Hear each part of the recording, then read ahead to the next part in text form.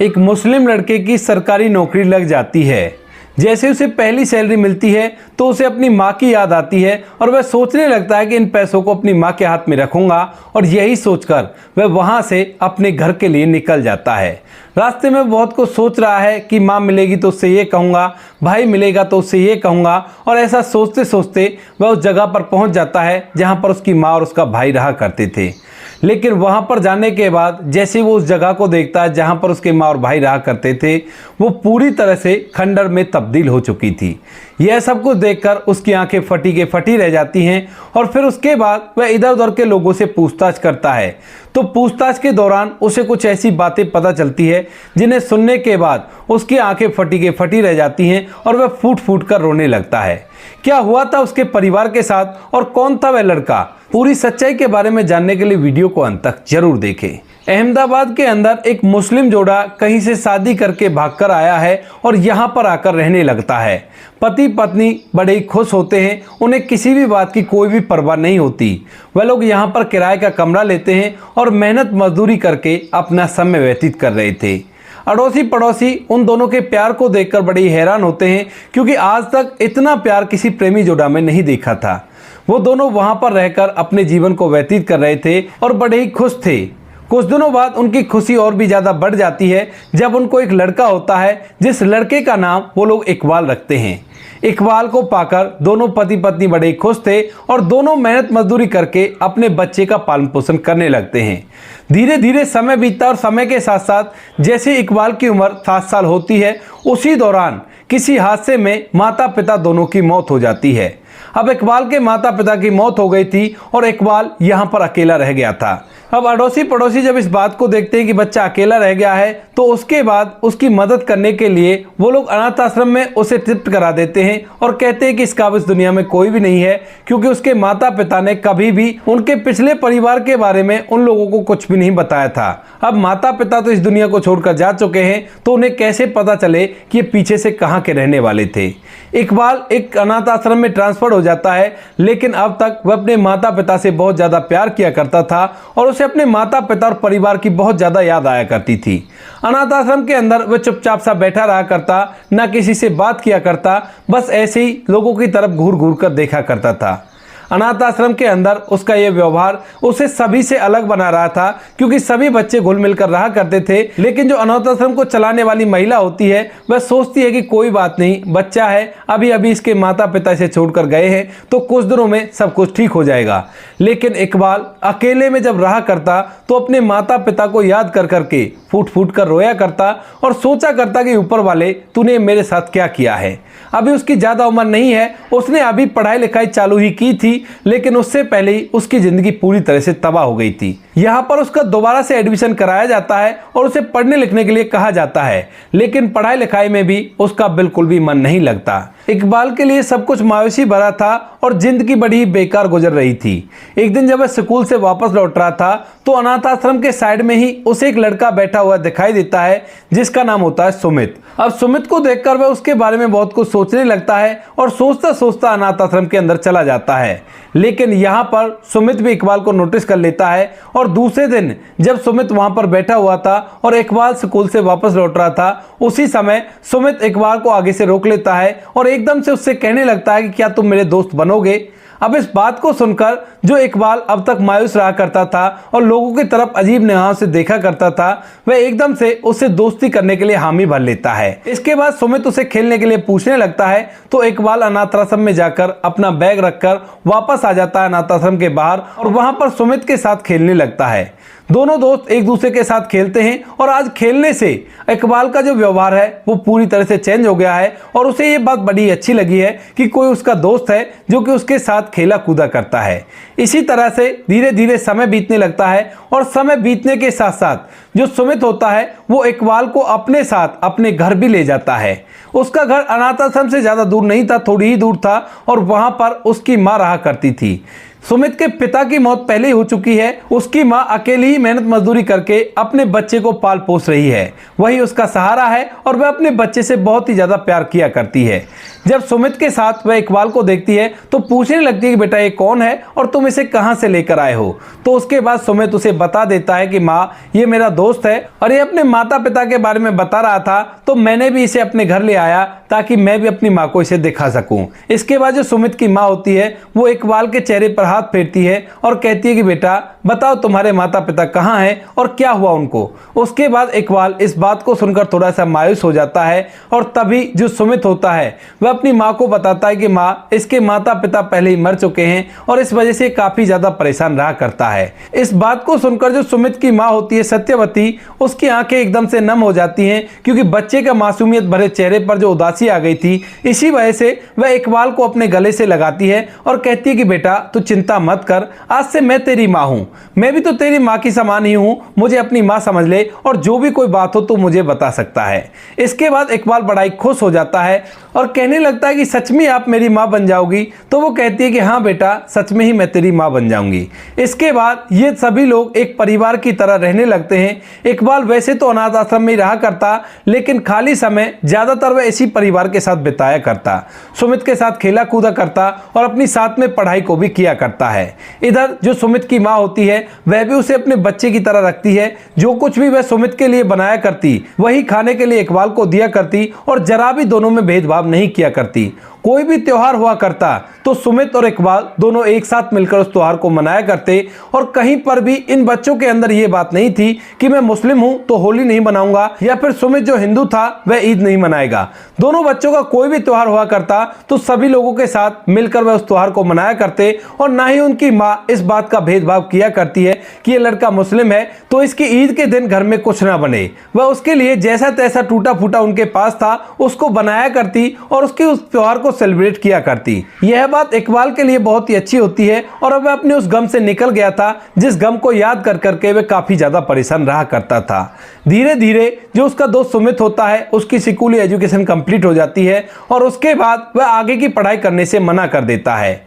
इकबाल उसे समझाता है कि भाई तू आगे की पढ़ाई क्यों नहीं कर रहा, तो वह कह देता है कि भाई मेरा मन नहीं लगता, मैं आगे की पढ़ाई बिल्कुल भी नहीं करूंगा। इधर जो सुमित की माँ होती है वह भी उसे पढ़ने के लिए कहती है, लेकिन वो माँ से भी साफ साफ बोल देता है कि माँ मुझसे आगे की पढ़ाई बिल्कुल भी नहीं होगी और मैं तो तुम्हारी तरह मेहनत मजदूरी करूंगा। और आगे की पढ़ाई करने के लिए इकबाल है ना, क्योंकि इकबाल जो था वो पढ़ाई लिखाई में काफी ज्यादा होशियार था और उसे पढ़ाई लिखाई अच्छी लगा करती थी। इस बात को सुनकर जो सुमित की माँ होती है वो अपने बेटे की बात को मान जाती है। इधर जो इकबाल होता है वह अपनी स्कूली एजुकेशन को कंप्लीट करने लगता है। उसने अच्छे नंबर से 12वीं क्लास को कंप्लीट कर लिया था और इसके बाद जब वह सुमित की माँ यानी कि सत्यवती से पूछता है कि माँ अब मुझे आगे क्या करना चाहिए, तो माँ कहती है कि बेटा और आगे तुम्हें पढ़ाई करनी चाहिए ताकि तुम्हारा जीवन अच्छी तरह से व्यतीत हो। इसके बाद जो अनाथ आश्रम होता है वहां से तो उसे छुट्टी मिल गई थी क्योंकि वो 18 साल का हो चुका था और इसके बाद वह सत्यवती के पास ही रहने लगता है।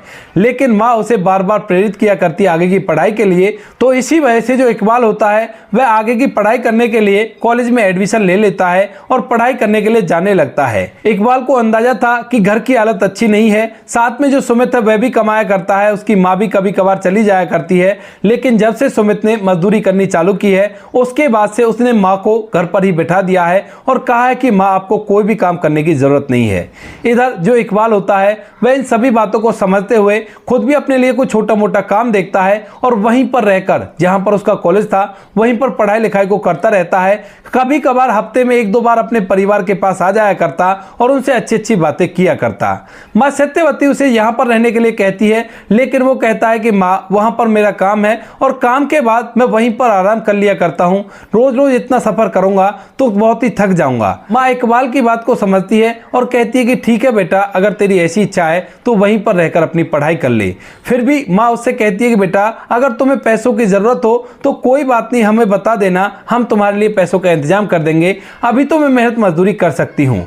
इस बात को सुनकर जो इकबाल होता है उसकी आंखों में आंसू आ जाते हैं और वह झट से अपनी माँ के गले लग जाता है। कहता है कि माँ अब तुम्हारी उम्र मेहनत मजदूरी करने की नहीं है, तुम आराम करो, मेहनत मजदूरी करने के लिए तुम्हारे 2 बेटे हैं ना, हम दोनों मिलकर तुम्हारा अच्छे से समय व्यतीत कर देंगे। कुछ ही दिनों की बात है, जब मेरी सरकारी नौकरी लग जाएगी तो उसके बाद मैं तुम्हारे साथ रहकर ही रहूंगा और हम सभी एक साथ बड़े खुश रहेंगे। इस बात को सुनकर जो सुमित अब तक सभी बातों को सुन रहा था वह भी एकदम से खुश हो जाता है और कहता है कि हाँ भाई, तू सही कह रहा है, जब तेरी सरकारी नौकरी लग जाएगी तो उसके बाद मुझे भी काम नहीं करना पड़ेगा। इसके बाद इकबाल हंसने लगता है और कहता है कि हाँ भाई बिल्कुल, जब मेरी सरकारी नौकरी लग जाएगी तो तुम दोनों में से किसी को भी मैं काम नहीं करने दूंगा। ऐसा कहते हुए पूरा परिवार हंसने लगता है और धीरे धीरे वह शाम भी बीत जाती है। अगले दिन इकबाल अपनी पढ़ाई के लिए चला जाता है, सुमित मेहनत मजदूरी के लिए चला जाता है और माँ घर के अंदर रहकर घर को संभालने लगती है। धीरे धीरे समय बीतता है और समय के साथ साथ जो इकबाल होता है उसकी ग्रेजुएशन कंप्लीट हो जाती है और ग्रेजुएशन कंप्लीट होने के बाद एक बार वह फिर से घर आता है और अपनी माँ और अपने भाई को बताता है कि माँ, मैं अब फिलहाल सरकारी नौकरी की तैयारी करने के लिए दूसरे शहर जा रहा हूँ, सुना है वहाँ पर अच्छे इंस्टीट्यूट हैं तो वहाँ पर अच्छे से तैयारी हो जाएगी, वहाँ पर जाकर मैं सरकारी नौकरी की तैयारी करूँगा और अब मैं जब ही लौटूंगा जब मैं सरकारी नौकरी लग जाऊँगा। ऐसा कहकर इकबाल जाने लगता है, लेकिन जैसे इकबाल जा रहा था तो उसी समय सुमित और सत्यवती दोनों उसे रोकते हैं और कहते हैं कि बेटा जा तो रहा है, लेकिन ये ले, कुछ पैसे ले जा, तेरे काम आएंगे। इन बातों को देखकर इकबाल की आंखें भर आती हैं और वह झट से अपनी माँ और अपने भाई के गले लग जाता है। कहता है कि कोई बात नहीं माँ, मैं वहाँ पर मेहनत मजदूरी करके खा कमा लूँगा, ऐसी कोई परेशानी नहीं है। तो वो कहने लगती है कि बेटा मैं कहाँ तुम्हें मेहनत मजदूरी करने से रोक रही हूँ, लेकिन ये पैसे मुसीबत के समय के लिए हैं, क्योंकि तू बाहर अकेला रहेगा तो कभी कभार अगर बीमार हो जाए तो ये पैसे तुम्हारे काम आएंगे, इसी वजह से तूने अपने साथ ले जा। ऐसा कहकर माँ सत्यवती ने वो पैसे उसकी जेब में रख दिए थे और इसके बाद इकबाल अपने परिवार से विदा लेकर वहां से सीधा उस जगह पर चला जाता है जहां पर रहकर उसे सरकारी नौकरी की तैयारी करनी है। वहां पर जाकर सबसे पहले वो अपने लिए ठिकाना ढूंढता है जहां पर उसे काम भी मिल जाए और साथ में उसकी पढ़ाई लिखाई पर भी कोई असर ना आए। ऐसा ही काम उसे मिल जाता है एक लाइब्रेरी के अंदर। लाइब्रेरी को संभालना था, ज़्यादा कुछ नहीं करना था और वहां पर उसे 24 घंटे ड्यूटी देनी थी। लाइब्रेरी के मालिक ने उसके लिए कमरे का इंतजाम कर दिया था और वहां पर रहकर वह अपनी पढ़ाई भी आराम से कर सकता था। इकबाल वहां पर रहकर पढ़ाई करने लगता है और धीरे धीरे समय बीतता है। अब तक इस बात को लगभग 3 साल बीत गए थे। बार बार उसे घर की याद तो आया करती, लेकिन वो बातें उसे याद आ जाया करती जब उसने अपनी माँ से कहा था कि अब मैं सरकारी नौकरी लगकर ही लौटूंगा। लेकिन जैसे धीरे धीरे कुछ समय और बीतता है तो कुछ समय बाद अचानक से इकबाल को एक खुशखबरी मिलती है। दरअसल वह कई सरकारी नौकरियों के टेस्ट दिया करता था और एक टेस्ट उसका क्लियर हो गया था जिसमें उसकी सरकारी नौकरी लग गई थी। इकबाल इस बात को सुनकर बड़ा ही खुश होता है और सोचता है कि अब वह अपनी माँ और अपने भाई के पास जाएगा, लेकिन जाते जाते अचानक से उसके पैर रुक जाते हैं और वह सोचने लगता है कि अभी नहीं जाता हूं, जब मुझे पहली तनख्वाह मिल जाएगी तो उसके बाद माँ और भैया के लिए अच्छे अच्छे उपहार लेकर जाऊंगा और उसके बाद ही उनसे मिलूंगा। वो लोग इस बात को देखकर बड़े ही खुश होंगे। ऐसा सोचकर इकबाल फिलहाल यहीं पर रुक जाता है और जहां पर उसे सरकारी नौकरी लगी थी वहां पर रहकर अपनी सरकारी नौकरी को करने लगता है। धीरे धीरे 1 महीना कंप्लीट होता है और जैसे ही उसे यहां से सैलरी मिलती है तो एकदम से वह अपने आप को अब रोक नहीं पाता और वहां से सीधा निकल जाता है अपने भाई और अपनी माँ से मिलने के लिए। वहां से जाते हुए रास्ते में वो बहुत कुछ सोच रहा था कि काफी दिनों बाद माँ मिलेगी, काफी दिनों बाद भाई मिलेंगे और मैं उनसे मिलकर ये बातें करूंगा। और रास्ते में एक जगह से वह अपनी माँ के लिए साड़ी लेता है और अपने भाई के लिए एक पर्स लेता है, क्योंकि उसे पता था कि सुमित को बहुत ज्यादा पसंद है ये पर्स वगैरह रखना, घड़ी वगैरह रखना। तो वो पहले पर्स खरीदता है, उसके बाद सोचता है कि बाद में अपने भाई को घड़ी दिला दूंगा।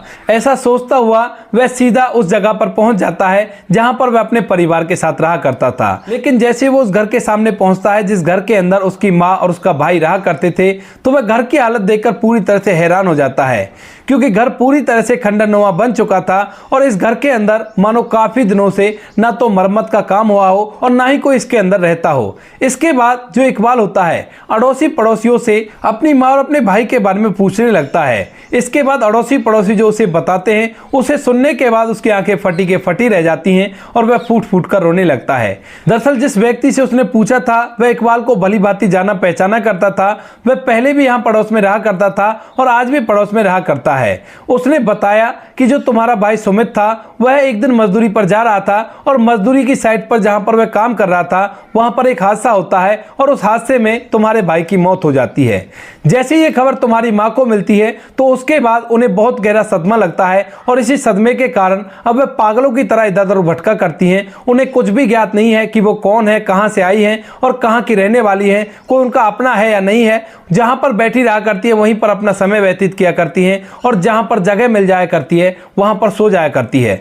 स्टार्टिंग में तो कुछ दिनों तक जो कॉलोनी वाले हैं वो बार बार उनको जाकर यहां पर ले आया करते, लेकिन रोज रोज किसके पास टाइम है, तो इसी वजह से अब उसे कोई भी वापस नहीं लाया करता है और वो ऐसे इधर उधर घूमकर अपना समय व्यतीत कर रही है। इसके बाद जो इकबाल होता है वह रोते हुए वहां से निकलता है और उसने पूछ लिया था कि कहां कहां पर मिलने की संभावना है, तो वो उसे बता देते हैं कि या तो बस स्टैंड पर मिलेगी या फिर रेलवे स्टेशन पर मिलेगी या फिर एक प्राइवेट हॉस्पिटल था जिसके साइड में एक छत पर सीढ़ियां लगी हुई थी और उन सीढ़ियों पर बैठकर वो अपना समय व्यतीत किया करती थी। जहां पर उन व्यक्तियों ने उसे देखा था उन जगहों के बारे में वो उन्हें बता देते हैं। इसके बाद जो इकबाल होता है वहां से सबसे पहले रेलवे स्टेशन जाता है और वहां पर अपनी आंखों में आंसू लेकर अपनी मां को ढूंढने लगता है। उसके पास वो थैला भी है जिस थैले के अंदर उनके उपहार रखे हुए हैं और वहां पर ढूंढने से उसे सत्यवती जी नहीं मिलती हैं। इसके बाद वह बस स्टैंड पर जाता है, लेकिन बस स्टैंड पर भी ढूंढने के बाद उसे सत्यवती जी नहीं मिलती हैं। तभी उसे पता चलता है एक प्राइवेट हॉस्पिटल का, जिस प्राइवेट हॉस्पिटल के बारे में वह व्यक्ति उसे बता रहा था। तो वह उस हॉस्पिटल पर जाता है और वहां पर जाकर इधर उधर उसे देखने लगता है। देखने से उसे कहीं भी पता नहीं चलता है। तभी एक व्यक्ति से जब वह पूछता है तो एक व्यक्ति उसे एक छत की तरफ इशारा करता है। दरअसल उस हॉस्पिटल के सामने 3-4 दुकानें बनी हुई थी और उन दुकानों की छत पर चढ़ने के लिए लोहे की सीढ़ियां बनी हुई थी। वह व्यक्ति इशारा करता है और कहता है कि इसके ऊपर देख लो, अक्सर वहां पर बैठी रहा करती है और धूप सेका करती है। इसके बाद जो इकबाल होता है वह धीरे धीरे सीढ़ियों पर चढ़ता है और सीढ़ियों पर चढ़ते चढ़ते सत्यवती जी उसे मिल जाती हैं। वह छत पर बैठी हुई थी और छत पर बैठकर सिगरेट पीने की नकल कर रही थी। उन्होंने एक डंडी ले रखी थी, बार बार माचिस को जलाया करती और डंडी पर लगाकर उसे सिगरेट की तरह पीने की नकल किया करती। जैसे इकबाल अपनी माँ की ऐसी हालत देखता है तो एकदम से पूरी तरह से हैरान और परेशान हो जाता है और झट से जाकर अपनी माँ को अपने गले से लगा लेता है। कहता है कि माँ, मैं तेरा बेटा और मैं आ गया हूँ। जैसे ही सत्यवती जी इकबाल को देखती हैं तो उसके बाद वह पहचान तो रही थी कि ये कोई जानने वाला है, लेकिन पूरी बातें उसे याद नहीं थी। वह चुपचाप सी खड़ी रह जाती हैं और वो नकल करना भी छोड़ देती हैं। इसके बाद जो इकबाल होता है उन्हें वहां से वापस अपने साथ अपने घर ले जाता है, जहां पर वह सरकारी नौकरी लगा हुआ है और वहां पर उसने किराए का घर भी ले रखा है।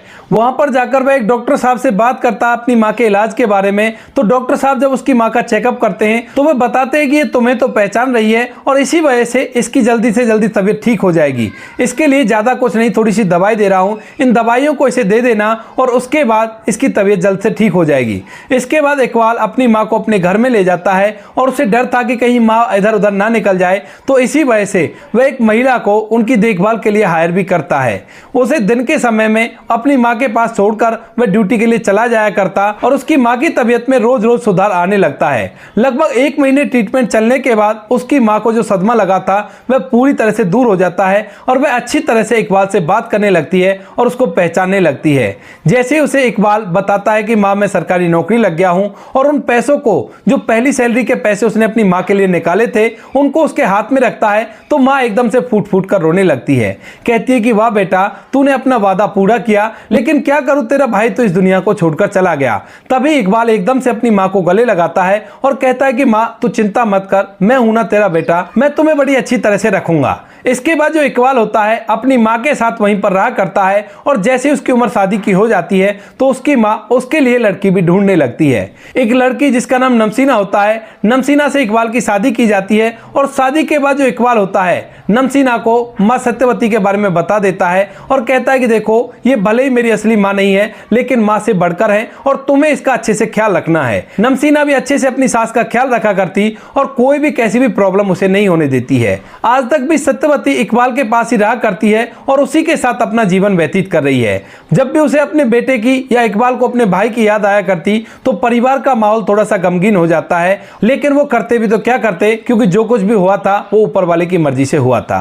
तो दोस्तों ये थी आज की कहानी। आपको कहानी जैसी भी लगी हो कमेंट सेक्शन में बता देना। वीडियो अगर अच्छी लगे तो वीडियो को लाइक और चैनल को सब्सक्राइब जरूर करें, ताकि हमें थोड़ा सा हौसला मिले आप लोगों के लिए ऐसी अच्छे वीडियो बनाने के लिए। इन कहानियों को सुनाने का उद्देश्य किसी को परेशान करना बिल्कुल भी नहीं है। यह कहानी आपको इसलिए सुनाई जाती है ताकि आप लोग इन कहानियों में से कुछ ना कुछ सीख सको और अपने जीवन में उस चीज को अप्लाई कर सको। अब बारी आती है हमारे कुछ प्यारे सब्सक्राइबर की, जो हमारी हर वीडियो पर बहुत ही अच्छा कमेंट भेजा करते हैं और उनके कमेंट देखकर हमारा दिल पूरी तरह से खुश हो जाता है। सबसे पहला नाम आता है रामलाल जी का। रामलाल जी, आपका तहे दिल से धन्यवाद अपना कीमती वक्त निकालकर हमारी हर वीडियो पर अपना आशीर्वाद देने के लिए। दूसरा नाम आता है गजेंद्र प्रताप जी का। गजेंद्र प्रताप जी जो कि जेवर के रहने वाले हैं, उत्तर प्रदेश के।